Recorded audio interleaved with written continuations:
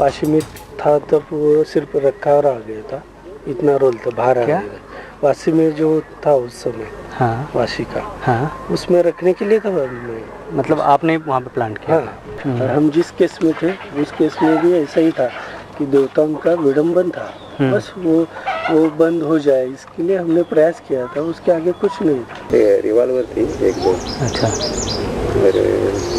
Detonator, अच्छा, detonator बोलते हैं ना, जिलेटिन और डिटोनेटर, अच्छा, विषय जिलेटिन थी और 24 के गए डिटोनेटर। नमस्कार, द वायर में आपका स्वागत है। मैं हूं आरफा खानम शेरवानी। हिंदू संगठन सनातन संस्था के 2 सदस्यों ने इस बात को स्वीकार किया है, कबूल किया है कि उनका आतंकवादी गतिविधियों में हाथ था। 2008 के बम धमाके जो कि महाराष्ट्र में थिएटर के बाहर हुए थे, इन 2 व्यक्तियों ने कम से कम कैमरे पर सामने आकर इस बात को स्वीकार किया है कि इन दोनों का इन धमाकों में हाथ था। एक ने कहा है कि उसने बॉम्ब प्लांट किया बाकायदा, और दूसरे का कहना है कि उसने हथियार और तमाम जो असलहा था वो जमा किया है। इंडिया टुडे ग्रुप के 2 रिपोर्टर्स ने ये पर्दाफाश किया है, एक बड़ा इन्वेस्टिगेशन किया है जिसमें कैमरे के सामने इन दोनों रिपोर्टर्स के सामने इन दोनों लोगों ने, जिनको 2011 में 7 साल पहले गवाह और सबूतों की अनुपस्थिति की वजह से, यानी कि पूरे तरीके से एटीएस को गवाह और सबूत नहीं मिले थे, जिसकी वजह से उन्हें एक्विट कर दिया गया, उनको रिहा कर दिया गया। 7 साल बाद अब कैमरे पर आकर उन दोनों ने ये कबूला है कि हाँ, उन दोनों का हाथ था। बहुत गर्व के साथ आप देखेंगे वो ये कह रहे हैं कि हाँ, चूँकि हमारे भगवानों का मजाक उड़ाया गया था। और ख़ासकर एक मराठी प्ले का हम यहाँ पर जिक्र कर रहे हैं। 2008 में इन 3 जगहों पर,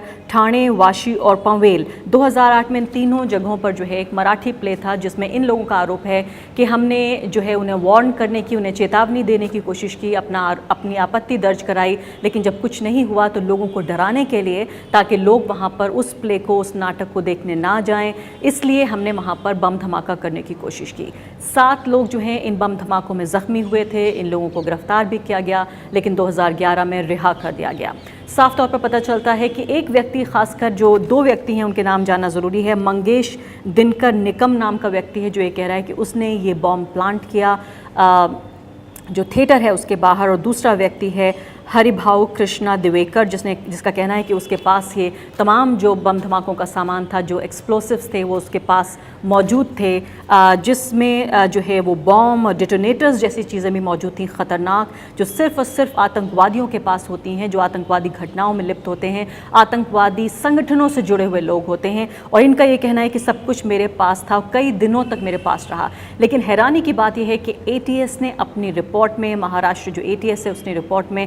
साफ तौर पर इस बात का, इससे जुड़ी हुई किसी भी बात का जिक्र नहीं किया है, जिसमें जो हरिभाऊ कृष्णा दिवेकर हैं वो साफ तौर पर ये कह रहे हैं कि मेरे पास जो भी कुछ था मैंने इन्वेस्टिगेटिव एजेंसीज को दे दिया। तो ये दोनों जो आरोपी हैं साफ तौर पर कैमरे के सामने ये बोल रहे हैं कि उनका आतंकवादी घटनाओं में हाथ था, आतंकवादी घटना भी हुई, लोग जख्मी भी हुए, लेकिन जो जाँच एजेंसियाँ हैं, इन्वेस्टिगेटिव एजेंसी है, खासकर NIA और ख़ासकर महाराष्ट्र ATS का हम यहाँ पर जिक्र करना ज़रूरी समझते हैं। उसमें पुलिस के अधिकारी भी इस बात को कह रहे हैं कि हाँ, उनके ऊपर राजनीतिक दबाव है। तो आखिर ये कौन सा राजनीतिक दबाव है? और ख़ासकर 2011 की हम बात कर रहे हैं, और उस वक्त जो है वो UPA की सरकार थी। हालांकि आपने देखा होगा पिछले साल ही, लगभग 1 साल पहले ही, जब मालेगांव घटना से जुड़े हुए जो आरोपी थे, जब उनको जो है वो बेल पर जब वो रिहा हुए, तो साफ तौर पर ये केस बनाया गया कि कैसे हिंदू धर्म को बदनाम करने के लिए हिंदू आतंकवाद या भगवा आतंकवाद जो है उसका एक षड्यंत्र रचा जा रहा है, और इस तरह की कोई भी गतिविधि, इस तरह की कोई भी घटना भारत देश में नहीं हो रही है। आपने देखा होगा किस तरह से अखबारों ने, खासकर जो प्राइम टाइम न्यूज़ शोज़ हैं, उन्होंने बढ़ चढ़कर इस बात को साबित करने की, इस बात को स्थापित करने की कोशिश की कि अब तक जो भगवा और हिंदू आतंकवाद को लेकर बात हो रही थी, जिस पर NIA जांच कर रही थी, या जिसको लेकर हेमंत करकरे के ऊपर जो है वो बात थी कि वो NIA को जो है वो दृष्टि दे रहे थे या दिशा दे रहे थे कि किस तरह से इस हिंदू जो आतंकवाद है उससे जुड़े मामलों को देखा जाए।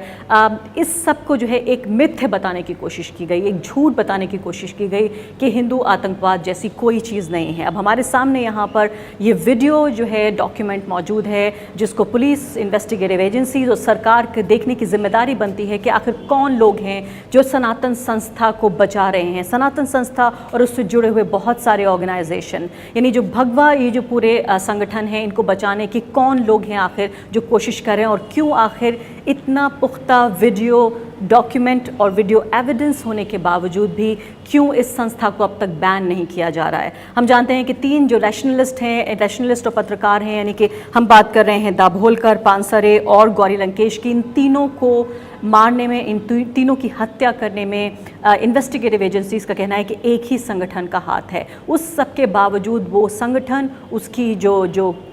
गतिविधियां हैं, जो कार्रवाइयां हैं, जो उनके सदस्य हैं, सब कुछ खुले घूम रहे हैं। ये सवाल यहाँ पर ज़रूर बनता है कि क्या मोदी सरकार सिर्फ इसलिए क्योंकि उनका जो वोट बैंक है, जो उनका वोटर बेस है, जिसकी बुनियाद पर वो चुनाव लड़ते हैं और जीतते हैं, क्या सिर्फ इस वजह से कि उन्हें चुनाव जीतने हैं, क्या इस वजह से जो है एक सॉफ्ट अप्रोच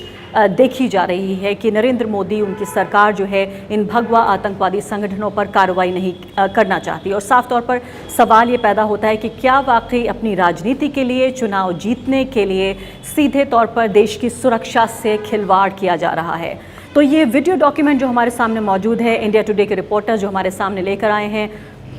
जिसके बाद से इन दोनों रिपोर्टर्स को धमकियां मिल रही हैं और इस संस्था के लोगों ने इन दोनों रिपोर्टर्स के नाम और उनके फ़ोटोग्राफ्स पब्लिक कर दिए हैं, जिस पर जो है इंडिया टुडे के एडिटर्स ने भी ट्वीट किया है। ये साफ तौर पर पता चलता है कि आखिर वो लोग जो इस तरह की जो गतिविधियां जो आतंकवाद से जुड़ी हुई, चाहे किसी तरह का आतंकवाद हो, हरा हो या भगवा हो, आतंकवाद है। और इस तरह की गंभीर मसलों को जो रिपोर्टिंग कर रहे हैं लोग, किस तरह से लोग उनकी जान के दुश्मन बने हुए हैं। और यहाँ पर ये भी बहुत ज़रूरी है अंडरलाइन करना कि इस बात के पुख्ता सबूत हमें मिलते रहे हैं कि जो भगवा आतंकवादी संगठन है, हिंदू आतंकवादी संगठन है, उनसे जुड़े हुए जो केसेस थे, उनसे जुड़े हुए जो इन्वेस्टिगेटिव केसेस थे, उनको लेकर जो पब्लिक प्रोसिक्यूटर्स हैं, जो वकील हैं, उनके ऊपर दबाव बनाने की और थोड़ा सॉफ्ट होने की इन केसेस में जो है वो लगातार कोशिश की जाती रही है। रोहिणी सैलियान का नाम जो है आपको याद होगा, मालेगांव ब्लास्ट में खासकर उन्होंने इस बात को इंगित किया था कि उनके ऊपर, वो खुद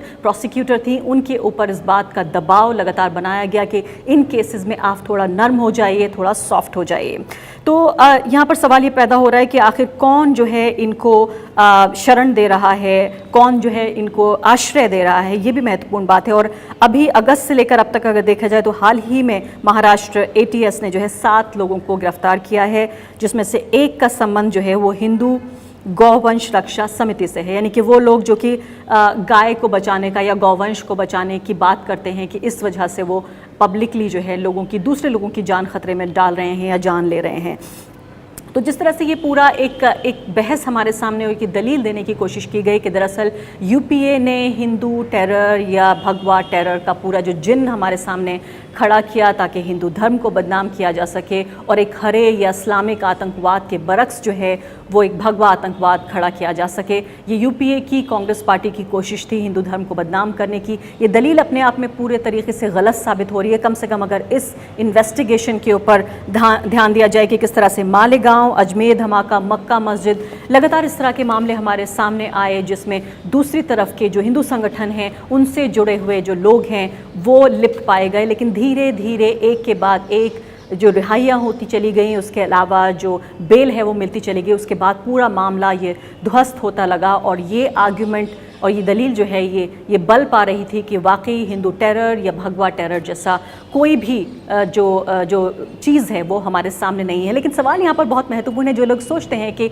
अगर भगवा टेरर की बात हम करेंगे तो हिंदू धर्म को बदनाम कर रहे हैं, क्या वाकई इस तरह के आतंकवादी जो हिंदू मज़हब है, जो हिंदू धर्म है, क्या उसके लिए कोई ऐसे गौरव का काम कर रहे हैं? ये भी सवाल पूछा जाना ज़रूरी है कि क्या आतंकवादी घटनाओं में लिप्त ये लोग अगर नहीं पकड़े जाते हैं और आतंकवादी घटनाएं इसी तरह से हमारे सामने आती हैं तो क्या ये किसी भी धर्म के लिए, हिंदू धर्म या किसी भी धर्म के लिए ये गौरव की बात है? और आखिरी बात, बहुत महत्वपूर्ण बात, जो नरेंद्र मोदी को, देश के प्रधानमंत्री को जवाब देना है कि क्या वो अपनी राजनीति के लिए, अपनी इलेक्टोरल पॉलिटिक्स के लिए देश की सुरक्षा के साथ खिलवाड़ कर रहे हैं? और अगर ऐसा नहीं है तो वाकई हम कितनी जल्दी ये देखेंगे कि इन आतंकवादी संगठनों पर बैन लगेगा और सीधे तरीके से कानून के मुताबिक इन लोगों को सजा होगी। द वायर के और वीडियोस देखने के लिए सब्सक्राइब करें और बेल आइकन पर क्लिक करें। स्वतंत्र पत्रकारिता की आर्थिक मदद करने के लिए डिस्क्रिप्शन में दिए गए लिंक पर जाएं और अपनी राशि चुनें।